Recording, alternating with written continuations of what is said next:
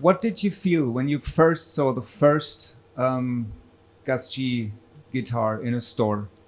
Was that a sign for you, like, hey, fuck, I must have made it or something? No, I don't know.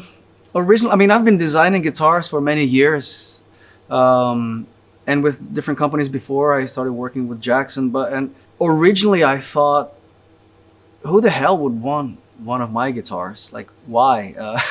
I certainly didn't feel like I made it when I was just feeling very privileged and blessed that I was given the opportunity to design a guitar with a company, and I just jumped at the opportunity and basically aimed to make my dream guitar come true. So I was involved in the specs and all the things that are, you know, the components of the guitar, and choosing the woods and the hardware and whatnot and all those things. It certainly feels very nice over the years, you know, when I see other people picking up the guitars that I've designed, and especially when they give me the feedback and what they think of the playability and the sound and how much they love it. It means a lot to me, you know, because yeah, it feels like we've done something right. You started your own company, Blackfire, and released 2 humbuckers today, right? Yeah, one of the models is this. It was the original project was to make some pickups to go on my signature guitars, and that way it becomes more personalized as well. And you know, it has developed into kind of like a side hustle of mine. You know, I like to make these pickups, and we have them available like as a standalone product. It's a really nice feeling when I see other players mounting them on their guitars and sending me videos and comments and telling me how much they love it. Yeah, so far nobody has said it's shit, so thank God.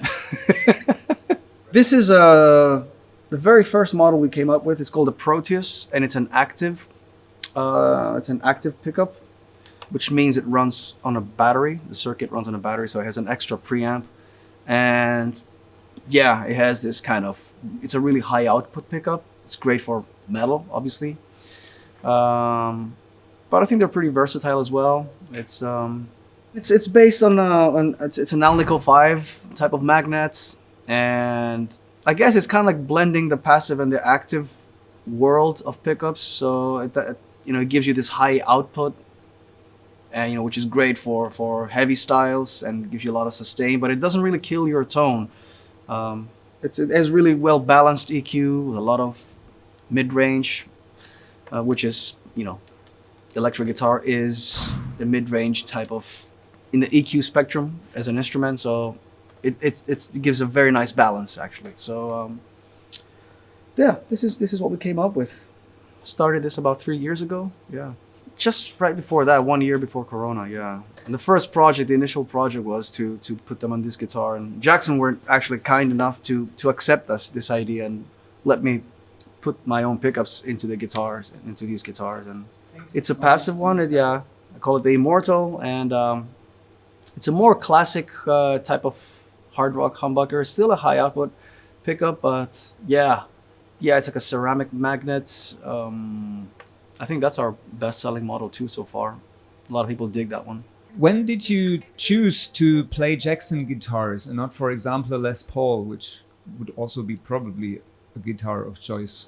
I actually grew up on a Stratocaster. My first electric guitar was a Fender Strat. I mean, even the neck profiles are pretty much similar to my first guitar, like a Strat neck, which is pretty thick necks. It's not. I don't play thin or slim necks as people might think I do, because usually like all the shredder guys play really thin necks, but mine are pretty thick. I was never really much into the Les Pauls, oddly enough. Like I said, I was more into the Strats and guitars like that. And then later on, when I got my first endorsement, I remember it was with Washburn, and they gave me like one of those Dimeback guitars, which was like similar shape like this, the Dimeback Darrell models. And when I went to Japan, I did a couple of tours with this guitar. And later, when I was asked to design my own signature model, they told me about maybe you should continue in this type of shape because the fans in Japan identify you with this. So it has become part of my stage persona, and I guess an extension of my body by now. I've been playing these shapes for, I don't know, since I can remember, since the beginning of my career. And I met the guys at Jackson around 2015, 16, and we started talking about a possible collaboration.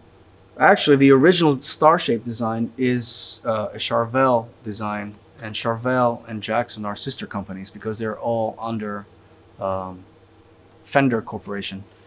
So it kind of like, you see where I'm getting? It's almost like a full circle, kind of like going back to working with the Fender guys, and Jackson's a part of it. So it's part of a big family. And you save some resources because there is only one potty on your guitar and you don't need the tune ones. My setup is generally very simplistic. Never really did much with the tone knobs, just one volume, 3-way switch.